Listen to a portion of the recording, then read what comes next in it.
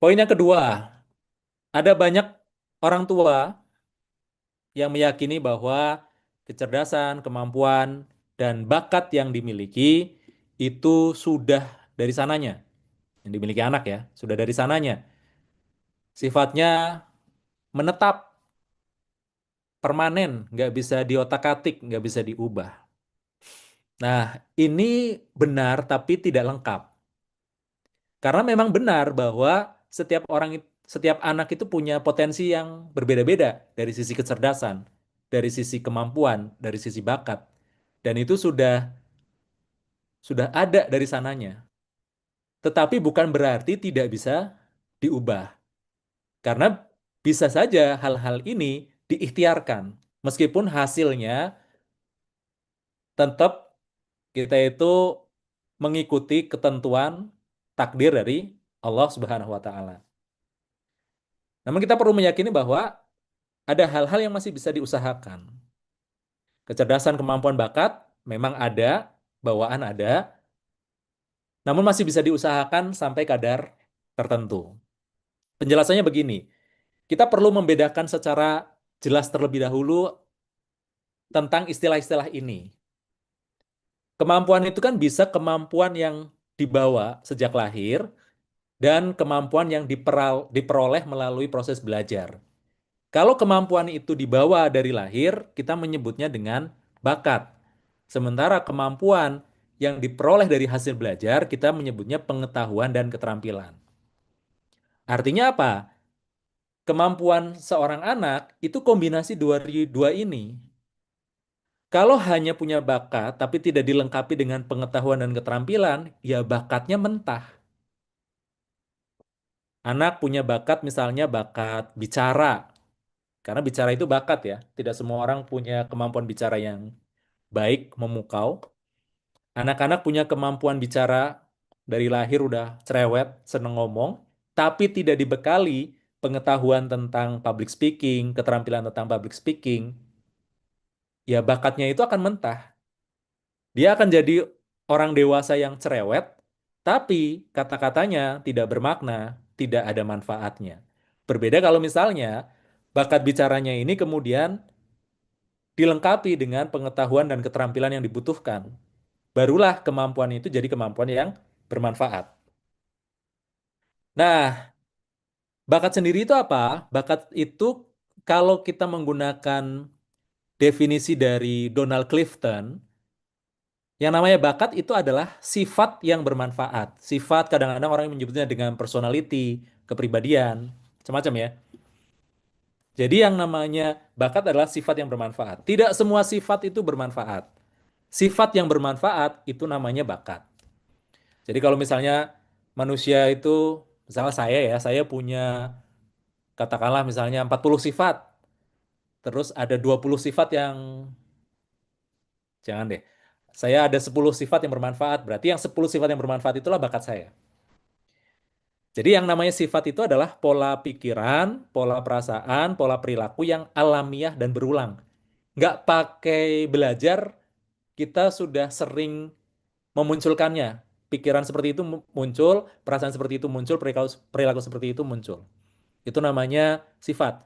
Ketika pola pikiran, perasaan, perilaku ini itu bisa dimanfaatkan, bisa bermanfaat bagi orang lain, maka sifat itu kita kasih nama bakat. Clear ya? Contoh misalnya, ngomong. Ngomong itu bakat. Karena cerewet itu kan sifat ya. Sifat, nama bakatnya adalah communication. Jadi orang yang cerewet, seneng ngomong, ya dia punya bakat itu. Kalau dia pengen mengubah bakatnya menjadi sesuatu yang bermanfaat, maka perlu dibekali dengan pengetahuan dan keterampilan yang cocok. Contoh lagi misalnya apa? Ada orang yang punya bakat senang melayani orang lain. Nah, senang melayani orang lain perlu diarahkan. Misalnya dia belajar tentang service excellence, dia belajar tentang servant leadership, ya, kepemimpinan berdasarkan sifat pelayanan ya, servant leadership dan sebagainya. Maka dorongan untuk ingin melayani ini menjadi bermanfaat.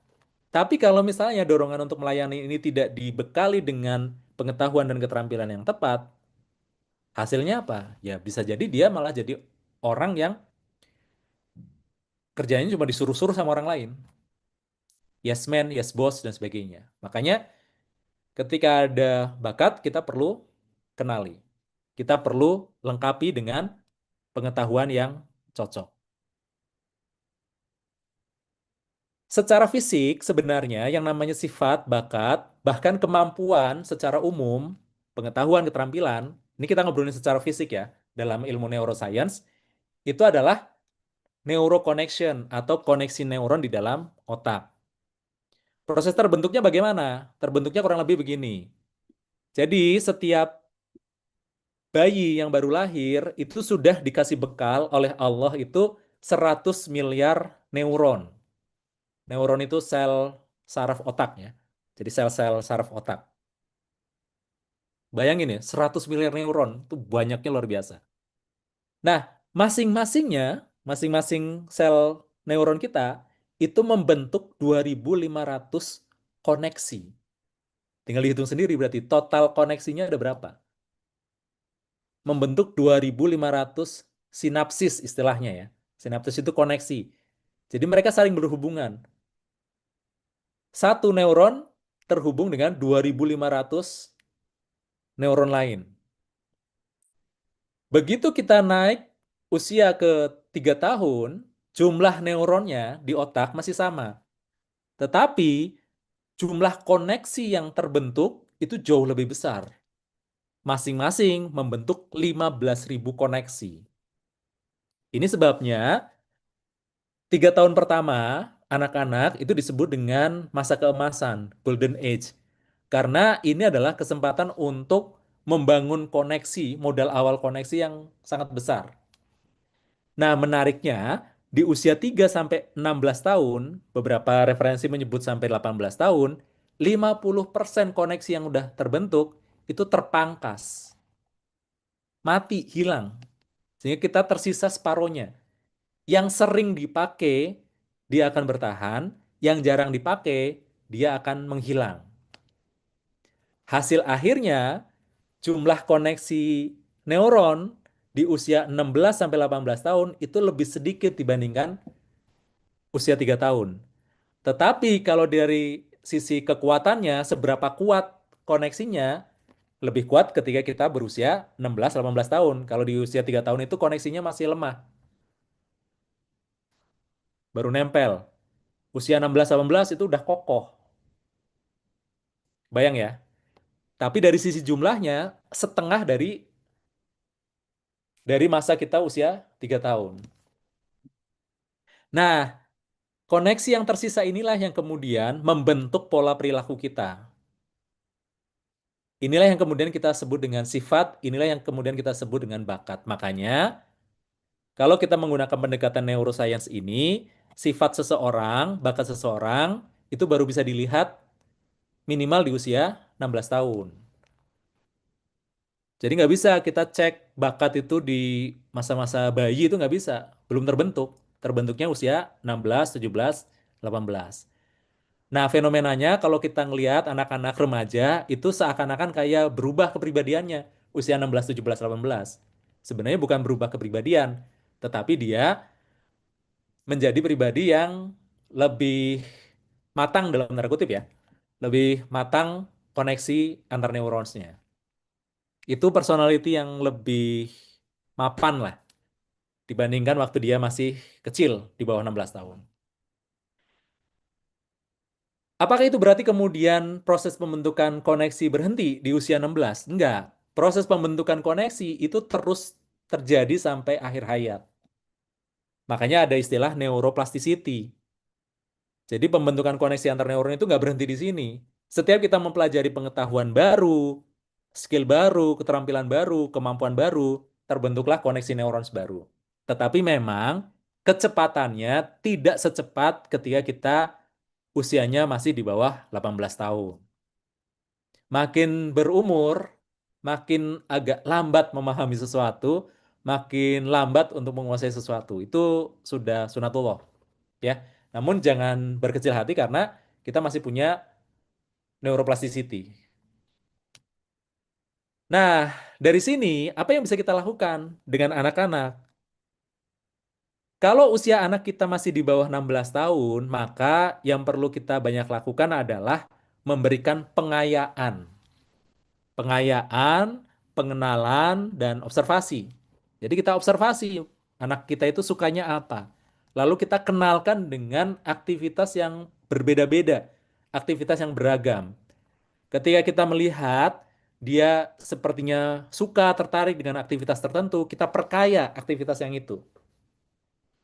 Jadi coba anak-anak diajak jualan, coba anak-anak diajak bicara, coba anak-anak diajak untuk berpikir, main teka-teki, nyelesain TTS misalnya, atau dikasih kuis-kuis yang memainkan logika dan sebagainya, untuk melihat kecenderungan anak-anak kita.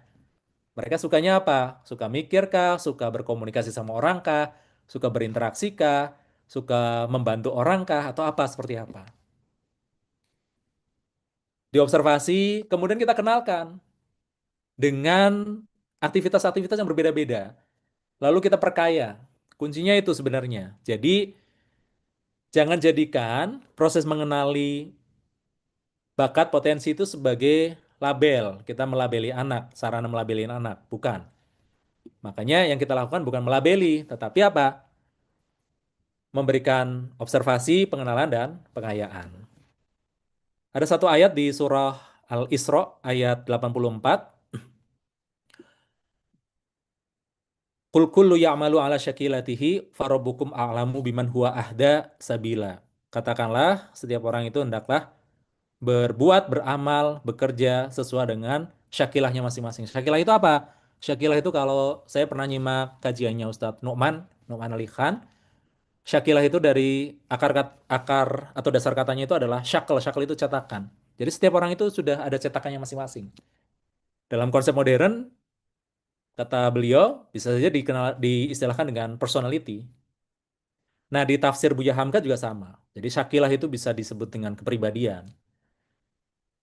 Kalau kita meyakini bahwa bakat itu adalah kepribadian yang bermanfaat, maka kita bisa sebut juga syakilah itu ada kemungkinan itu yang dimaksud juga bakat dengan definisi bakat yang tadi ya. Kadang-kadang kita ketika mendengar kata bakat yang kita bayangkan kan menggambar, main musik yang gitu ya. Jangan ke arah sana. Bakat itu bukan yang seperti itu. Bakat itu adalah sifat-sifat yang bermanfaat. Berkomunikasi, berinteraksi sama orang, ngebantu orang, kemudian berpikir. Berpikir pun macam-macam ya. Ada yang suka berpikirnya futuristik, ada yang suka berpikirnya analitis, ada yang suka berpikirnya berpikir masa lalu. Ya, dia senang dengan sejarah dan sebagainya. Ada yang senangnya bekerja keras, ada yang teliti, ada yang ceroboh, tidak teliti dan sebagainya. Nah, itu seperti itu. Nah, siapa yang lebih tahu syakilah kita? Karena ketika kita bekerja sesuai dengan syakilah, kita berada di jalan yang pas, yang benar, yang tepat. Yang lebih tahu adalah Allah Subhanahu wa taala. Makanya jangan hanya observasi, pengenalan dan pengayaan, tapi minta juga petunjuk dari Allah. Mudah-mudahan Allah berikan kita kemudahan untuk mengenali bakat anak kita itu seperti apa.